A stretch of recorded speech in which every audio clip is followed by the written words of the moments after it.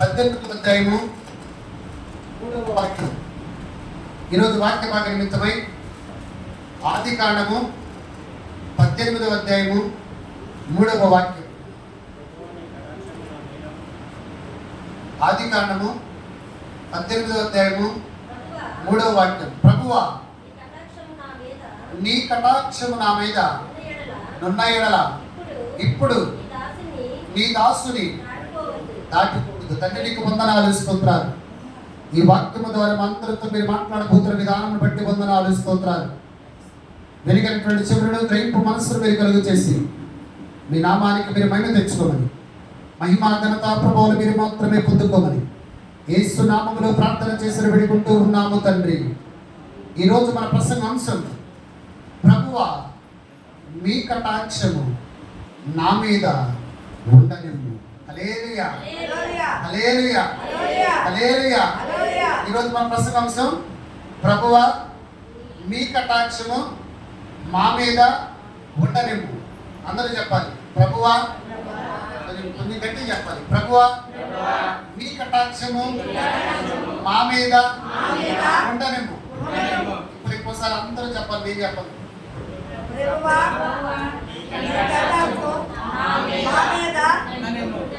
కూర్చున్న వాళ్ళు మాత్రమే చెప్తారు. ప్రసంగ అంశం ఎంతకంటే గొంతులు లేచేటట్లేదు. ఇవన్నీ మామూలుగా చచ్చిపడిపోయిన గొంతున్నారు. దేవుడికి స్తోత్రం. హల్లెలూయా. ఇంకోసారి మీకు ఛాన్స్ ఇస్తాను. మన ప్రసంగ అంశం, కూర్చోలో కూర్చున్నాడు కదా. హల్లెలూయా. కిందకు వచ్చినాడు మాత్రం. ఈరోజు మన ప్రసంగ అంశం, దేవునికి స్తోత్రం. ఇప్పుడు కూర్చొని కూర్చున్నాడు.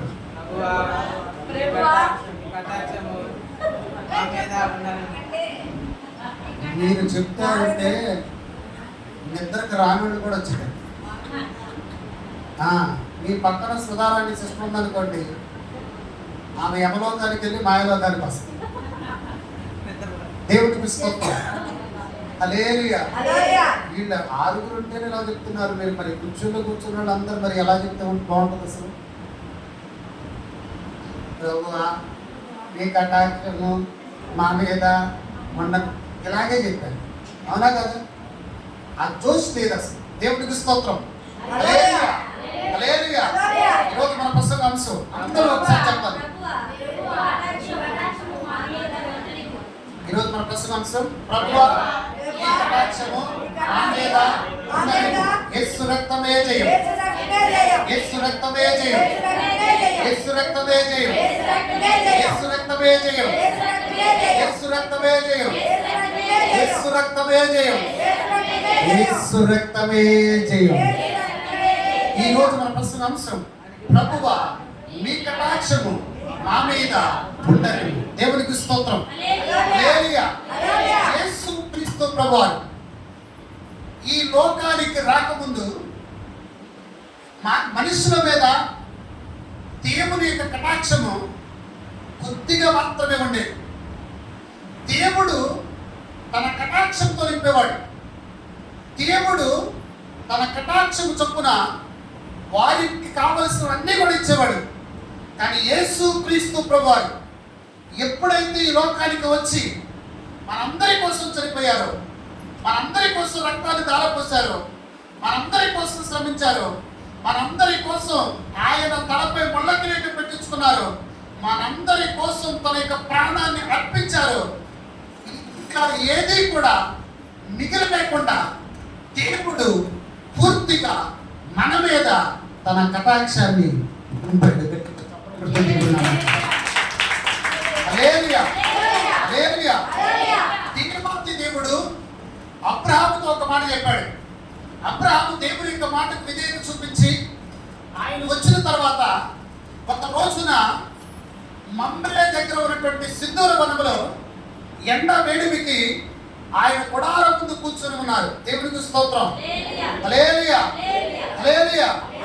మమ్రే దగ్గర ఉన్నటువంటి సింధూర వనములో ఆయన తన గుడారం ముందు కూర్చొని ఎండ వేడి వేళ అంటే మధ్యాహ్న కాల సమయంలో ఆయన దూరాన్ని చూస్తున్నప్పుడు ఒక 3 వ్యక్తులు ఆయన ఆయన దగ్గరకు రావటం ఈయన కళ్ళారా చూస్తూ ఉన్నాడు. దేవునికి స్తోత్రం. హల్లెలూయా. ఎప్పుడైతే వాళ్ళు ముగ్గురు వస్తూ ఉన్నారు, ఈయన వెంటనే లేచి వాళ్ళ దగ్గరికి వెళ్ళి వాళ్ళకి ఆతిథ్యం ఇచ్చి వాళ్ళని ఇంట్లోనికి చేర్చుకొని శారాతో ఒక మాట చెప్పి ఏమంటూ ఉన్నాడంటే, నేను మందలోనికి వెళ్ళి ఒక క్రొవ్వినటువంటి దూడను తీసుకొని వస్తాను, అది శుభ్రం చేసి తీసుకుని వస్తాను, మంచి భోజనం వీళ్ళ ముగ్గురికి పెట్టాలని ఎప్పుడైతే అబ్రహాము తన భార్య అయినటువంటి శారాతో చెప్పాడో, ఆ శారా కూడా ఒకే ఒక మాట ఉంది, భర్త యొక్క మాటకు విధేయత చూపించి మీరు తీసుకుని రండి, నేను మంచి ఆహారం వడ్డిస్తాను, మంచి ఆహారం ప్రిపేర్ చేస్తానని తీసుకుని వచ్చింది.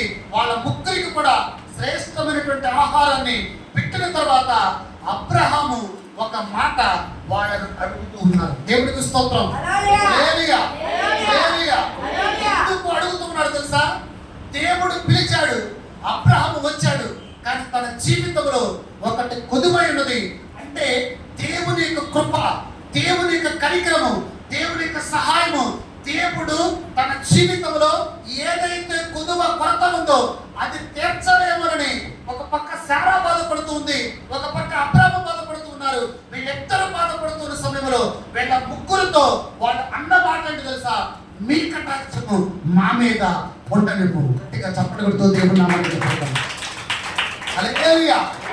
హల్లెలూయా. హల్లెలూయా. మీ కటాక్షము, ఎవరి కటాక్షము? దేవుని కటాక్షము. దేవునికి స్తోత్రం. హల్లెలూయా. వచ్చింది దేవదూతలు కాదు, తండ్రి కుమార పరిశుద్ధాత్మ ముగ్గురు వచ్చారు. వాళ్ళను అడుగుతూ ఉన్నారు, మీ కటాక్షము మా మీద ఉండలేము. వాళ్ళు అన్న మాట్లాడి తెలుసా? వచ్చే సంవత్సరం ఇదే సమయానికి శారాకి ఒక మగ పిల్లవాడు పుడతాడు. గట్టిగా చప్పట్లు. హల్లెలూయా. హల్లెలూయా. ఎందుకంటే మన జీవితాలలో దేవుని కటాక్షం ఉందా లేదా అని మనకు మనమే తెలుసుకోవాలి. మన జీవితాలలో, మన కుటుంబాలలో, మన జీవితంలో దేవుని యొక్క కటాక్షం ఉందా లేదా అని మనకు మనకు తెలుసుకున్నప్పుడు అసలు దేవుని యొక్క కటాక్షము ఉందా లేదా నీకు అర్థమైంది. దేవునికి స్తోత్రం. హల్లెలూయా. ఎందుకు అబ్రహాము వాళ్ళ ముగ్గురికి ఆతిథ్యం ఇచ్చాడు?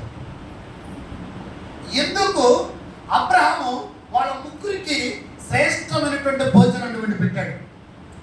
ఎందుకు అబ్రహాము క్రొవ్వినటువంటి కోడి దూడను తీసుకొని వచ్చి శారాకు అప్పగించి శ్రేష్టమైనటువంటి భోజనంతో వాళ్ళని సంతృప్తిపరిచాడు? దేవునికి స్తోత్రం. హల్లెలూయా. హల్లెలూయా. వాళ్ళ ముగ్గురికి శారాకి మధ్యలో అబ్రహాము సేవ చేస్తూ ఏం చేస్తూ ఉన్నాడు? సేవ చేస్తూ ఉన్నాడు. సేవ అంటే పరిచర్య. సేవ అంటే చాలా అర్థాలు వస్తాయి. ఇప్పుడు మన పిల్లలు వస్తారు పొద్దున్నే, డామ్ డోమ్ తీసుకనుకుంట ఎట్టాదు.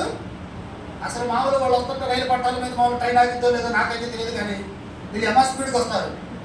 వీళ్ళు వచ్చి పరిచయం చేస్తారు, టక్కా చేస్తూ ఉంటారు. అబ్బా నాకు ఎంత సంతృప్తి ఇస్తుంది తెలుసా వీళ్ళ పరిచర్య. అది కూడా సేవ. ఒకసారి గట్టిగా చప్పట్లు కొడతారు. హల్లెలూయా. హల్లెలూయా. వీళ్ళు ఎవరికి సేవ చేస్తున్నారు? దేవుని మందిరంలో మనుషులకు కాదు సేవ చేసేది, సాక్షాత్తు దేవుడికి సేవ చేస్తూ ఉన్నారు. గట్టిగా చప్పట్లు. సేవ చేస్తున్నటువంటి వేళలను దేవుడు ఎప్పుడైనా విడిచిపెడతాడా? సేవ చేస్తున్నటువంటి వీళ్ళ ఎడల దేవుడు ఎప్పుడైనా కటాక్షము చూడకుండా ఉంటాడా? సేవ చేస్తున్న వీరి జీవితాలలో దేవుడు అద్భుతాలు చేయకుండా ఉంటాడా? సేవ చేస్తున్న వీరి జీవితాలలో దేవుడు మహిమ కార్యాలు చేయకుండా ఉంటాడా? సేవ చేస్తున్న వీరి జీవితాలలో దేవుడు ఎప్పుడైనా వాళ్ళ యొక్క చెయ్యి విడిచిపెడతాడా? దేవునికి స్తోత్రం. హల్లెలూయా. ఈ లోకములో ఏ జాబ్ అయినా చెయ్యి, ఏంటది? ఈ లోకములో ఏ జాబ్ అయినా చెయ్యి, ఆ జాబులన్నిటికంటే దేవునికి స్తోత్రం, ఆ జాబులన్నిటికంటే హల్లెలూయా, ఆ జాబులన్నిటికంటే ఉత్తమమైనది, శ్రేష్టమైనది, గొప్పది ఈ లోకములో దేవుని యొక్క సేవ చేయడం. హల్లెలూయా. హల్లెలూయా. ఎందుకు ఆ మాట పలికారు తెలుసా? ఈ లోకములో ఈ లోక జ్ఞానాన్ని తీసుకొని ఒక జాబ్కి వెళ్తాం, అవునా కదా? ఈ లోక జ్ఞానంతో ఒక జాబ్కి వెళ్తాం. 10th క్లాస్ వరకు బాగానే చదువుతాం.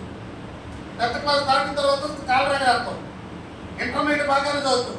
ఇంటర్మీడియట్ అయిపోయిన తర్వాత బైక్ మీద వెనకాల ఎక్కించుకుంటాం. దేవుడికి స్తోత్రం. హల్లెలూయా, హల్లెలూయా. డిగ్రీకి వస్తావు. డిగ్రీ అయిపోయిన తర్వాత కుడిపోయా అన్నాగా అర్థమైంది. కొంతమందికి అర్థమైంది, చెప్పని చేయలేదు. దేవుడికి స్తోత్రం. హల్లెలూయా. ఈ పురుగులు లేచిన తర్వాత సంపాదనకి వెళ్తాం. ఎక్కడికి వెళ్తాం? ఈ లోక జ్ఞానం ఏదైతే బుక్స్ ఉన్నాయో, ఈ లోక జ్ఞానం ఏదైతే కంప్యూటర్ ఉందో, ఈ లోక జ్ఞానం ఏదైతే చదువుకున్నావో, ఆ చదువు క్వాలిఫికేషన్ బట్టి ఒక ఇంటర్వ్యూకి వెళ్తావు. అక్కడ పాస్ అవుతావు. తగినటువంటి శాలరీ, నెలకు కావాల్సినటువంటి శాలరీ, నువ్వు అక్కడ పని చేస్తావు కాబట్టి అతను నిన్ను పోషిస్తాడు. దేవుడికి స్తోత్రం. హల్లెలూయా. నువ్వు పని చేయకపోతే శాలరీ ఇస్తాడా? నువ్వు పనికి వెళ్ళకపోతే కూలి వస్తుందా? నువ్వు పని చేస్తే మాత్రమే. ఇంకోటి ఏంటో తెలుసా? నెలకి ఎన్ని రోజులు? 35 రోజులా? అల్లులారా ఇంగ్లీష్ పిచ్చి మామూలు ఉన్నారు. హల్లెలూయా, హల్లెలూయా. దేవుడికి స్తోత్రం. కరెక్ట్గా చెప్పాను. నేను ఒక్కసారి గడుచుకున్న 35 రోజులు. దేవుడికి స్తోత్రం. హల్లెలూయా. నెలకి ఎన్ని రోజులు? 30 రోజులు. 30 రోజులు ఆరోగ్యం బాగుంటుందా? 30 రోజులు చుట్టాలు అక్కడ ఉంటారా? 30 రోజులు పక్షులు అక్కడ ఉంటాయా? 30 రోజులు మామూలుగా ఏదో ఒక రోజున తల్లపు అక్కడ ఉంటుందా? 30 రోజులు ఎవరో ఒక ఫ్రెండ్ ఫోన్ చేయకుండా ఉంటాడా? 30 రోజులు పిక్నిక్ వెళ్ళకుండా ఉంటావా? ఎన్ని రోజులు వెళ్తుంది జాబ్కి? 30 రోజులు కరెక్ట్గా వెళ్తారు. చెప్పండి తల్లులారా. హల్లెలూయా. వెళ్తారా? ఎవరు సెలవులు పెడితే నీకు చాలా ఎక్కాలా అని చెప్పు.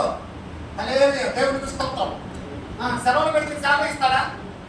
ఎందుకని? నువ్వు 2 రోజులు పని చేయలేదు కాబట్టి. సపోజ్ 20 రోజులు చేసేవనుకో, నెలకు 25,000.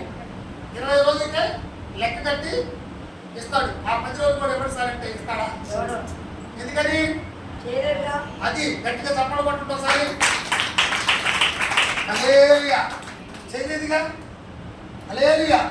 కానీ ఈ 30 రోజులు చేసినా చేయకపోయినా, ఈ 30 రోజులు నమ్మకంగా ఉన్నా లేకపోయినా, ఈ 30 రోజులు దేవుని సన్నిధిలో ప్రార్థన చేసినా చేయకపోయినా, ఈ 30 రోజులు వాక్యం చదివినా చదవకపోయినా, నా ప్రభు, నా దేవుడు ఏదైతే ఈ లోకములో నిన్ను తన సేవకునిగా ఎన్నుకున్నాడో, ఏదైతే ఈ లోకములో నిన్ను తన సేవ కోసం ఆయన ప్రతిష్ఠించి అభిషేకించి నిన్ను ఎన్నుకున్నాడో, ఈ 30 రోజులు నువ్వు పరిచర్యలో నమ్మకంగా లేకపోయినా కూడా తగిన జీతాన్ని నా ప్రభు ఇస్తూ ఉంటాడు. గట్టిగా చెప్పడం.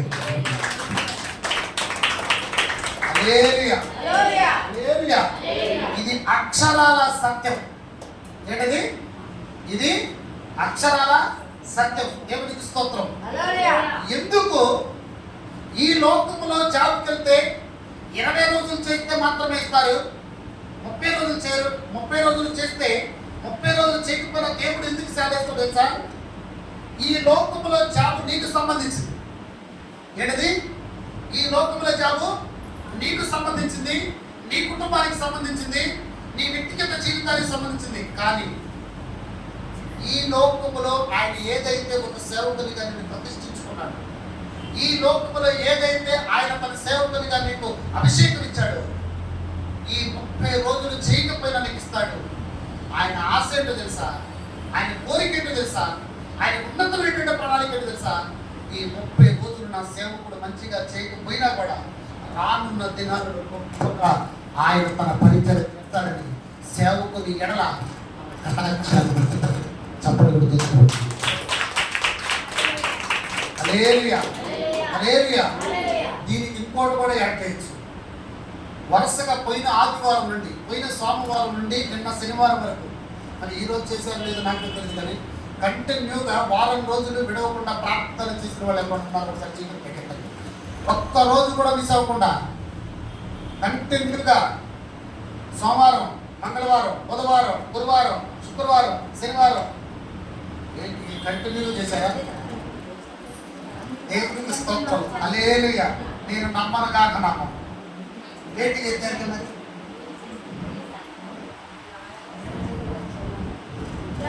హల్లెలూయా, హల్లెలూయా. నా మాట మీకు అర్థమవుతుందా? యేసు నామములో దేవుడు మనకు మంచి మైకులు ఇచ్చును గాక. ఆమేన్ అన్నోళ్ళకి డబుల్ ఆశీర్వాదాలు ఉంటాయి. అది దేవుడికి స్తోత్రం. హల్లెలూయా. గురుగురు సౌండ్ లాగిపోవును గాక. ఈ గురుగురు సౌండ్ అంటే ఇది డిగ్రీ అంటుండగా ఆ సౌండ్ లాగిపోవును గాక. హల్లెలూయా, హల్లెలూయా. కంటిన్యూగా అన్న నేను కూడా కంటిన్యూగా చేయాలి. నేను కూడా కంటిన్యూగా ప్రార్థన చేయాలి.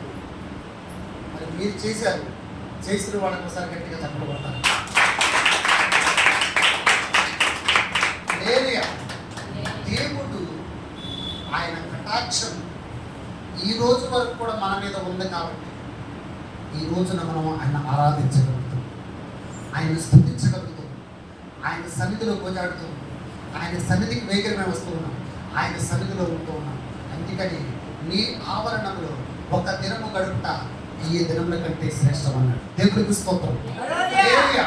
అబ్రహాము వాళ్ళ భక్తుడికి ఈ శారాయికి సేవ చేసి ఆ సేవ చేసిన తర్వాత ఆ పరిచయం చేసిన తర్వాత వాళ్ళకి మంచి శ్రేష్టమైనటువంటి ఆహారాన్ని వడ్డించిన తర్వాత ఒక మాట అన్నాడు. శారా అబ్రహాము వాళ్ళిద్దరు అన్న మాట తెలుసా? మీ కటాక్షము మా మీద ఉండదు. దేవుడికి స్తోత్రం. హల్లెలూయా. వాళ్ళకి సమస్తమైనటువంటి ఆశీర్వాదాలు దేవుడిచ్చాడు. కానీ ఒక మగ పిల్లవాడు అంటే వాళ్ళ జీవితంలో గర్భఫలం అంటూ లేదు. ఆ సమయంలో ఈ రోజున అబ్రహాము శారా ఏ విధంగా అయితే మీ కటాక్షము మా మీద ఉండదని మనం పలికారు, ఈ రోజున మీకు ఏదైతే కొరత ఉందో మనుషుల సహాయం వ్యర్థము, దేవుడు మాత్రమే నీకు సహాయం చేస్తాడు. హల్లెలూయా. 108వ కీర్తన ఒకసారి చివరి వాక్యం ఒకసారి చదువుతారా? 108వ కీర్తన ఒక్కసారి అందరూ దేవునికి మహిమ కలుగును గాక. హల్లెలూయా. 108వ కీర్తన తీసారా? తల్లులారా, బైబిల్ ఉన్న వాళ్ళు తీసారా? ఒక్కసారి 108వ కీర్తన తీసారా? అందరూ తీసారుగా? దేవునికి మహిమ కలుగును గాక. హల్లెలూయా. 12వ వాక్యం ఒకసారి చదవండి.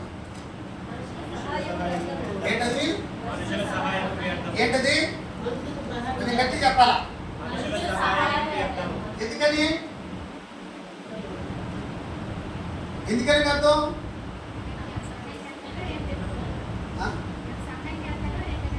అది అది కొంచెం ఒకసారి గట్టిగా తప్పడం కొట్టండి.